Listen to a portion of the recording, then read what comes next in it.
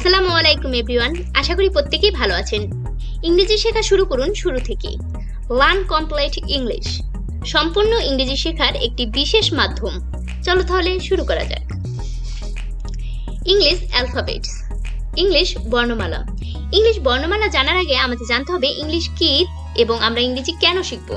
English হলো একটি ভাষা যেটা ইন্টারন্যাশনাল ল্যাঙ্গুয়েজ নামে পরিচিত, যেটা সারা বিশ্বেই কিন্তু প্রচলিত আছে। ইংলিশ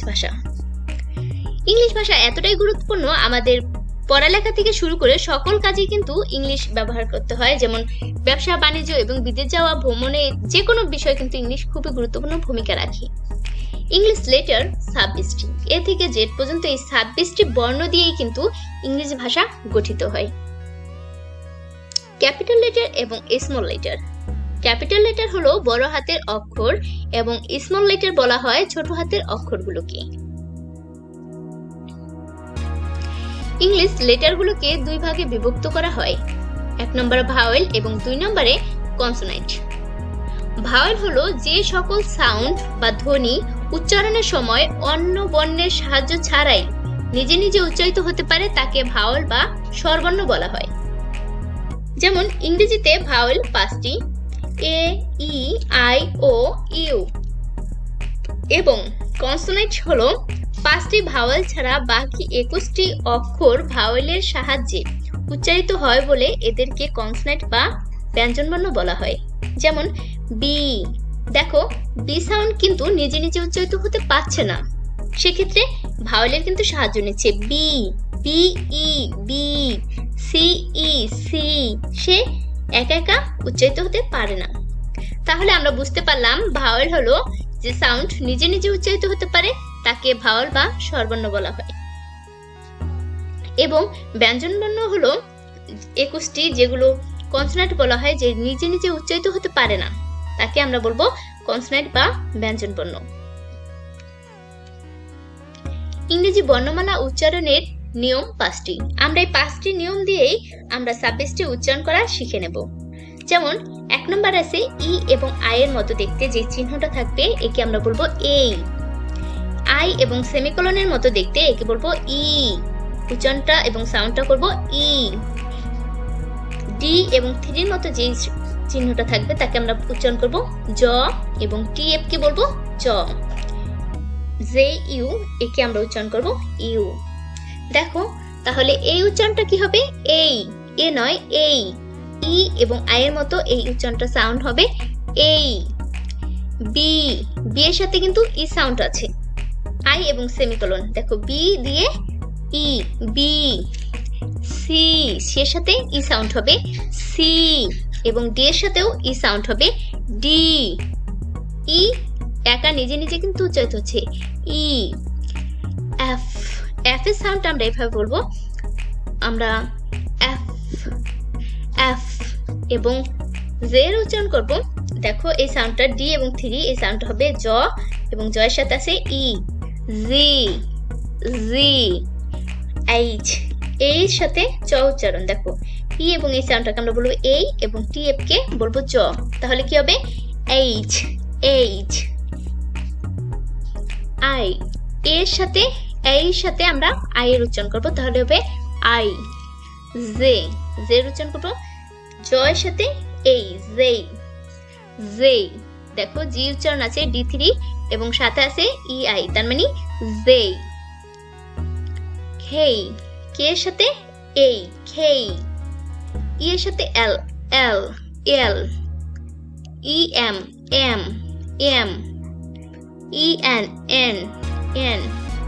ও, পি এর সাথে উচ্চারিত হবে P.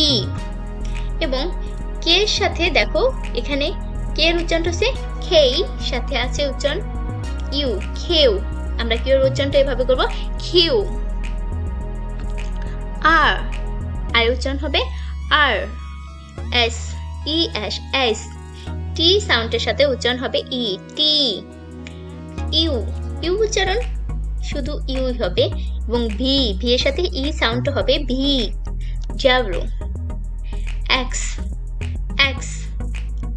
Y, W I, Y, W I. দেখো ডাব্লিউর সাথে আই উচ্চারণ এ এবং আই, তার মানে WI ওয়াই, জেড জেড। আজকের এই লিসনটা কিন্তু সহজ লিসন, কিন্তু উপহার অনেক বেশি যদি সঠিকভাবে বুঝতে পারেন। আবার উচ্চারণের দিক দিয়ে দুই প্রকার, ভাওয়েল এবং কনসোনেন্ট, সেটা আমরা আগেই দেখে নিয়েছি। ভাওয়েল হলো স্বরবর্ণ এবং কনসোনেন্ট হলো ব্যঞ্জন বর্ণ। বাংলা স্বরবর্ণ ইংরেজি প্রতিবর্ণ উচ্চারণ করতে আমাদের ভাওয়েলের ব্যবহার করতে হয়। যেমন অ এবং আয়ের জন্য আমরা ব্যবহার করব এ, রস্বই ই জন্য ব্যবহার করতে পারি আই এবং ই, দীর্ঘ এর জন্য ব্যবহার করব আই এবং ডাবল-ইউ ব্যবহার করা যায়। ও এর জন্য আমরা ব্যবহার করব ইউ এবং দীর্ঘ এর জন্য ব্যবহার করব ইউ বা ই ডাবল। এর জন্য এই, ও এর জন্য এ আই আই, ও এর জন্য আমরা ব্যবহার করব ও, এবং ও এর জন্য ব্যবহার করতে পারি এ ইউ, ও ইউ অথবা ও ডাবল। বাংলা ব্যঞ্জন বর্ণের ইংরেজি প্রতিবর্ণ। বাংলা ব্যঞ্জন বর্ণের ইংরেজি প্রতিবর্ণ ব্যবহার করতে আমাদের কনসোনেন্ট 21টি কিন্তু ব্যবহৃত হবে।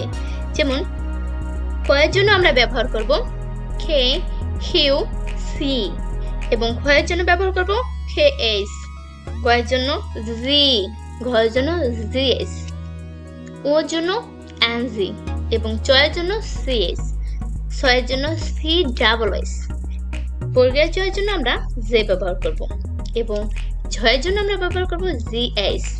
ই এর জন্য ব্যবহার করতে পারি এন, ট এর জন্য টি, ঠ এর জন্য টিএস, ড এর জন্য ডি, ঢ এর জন্য ডিএস।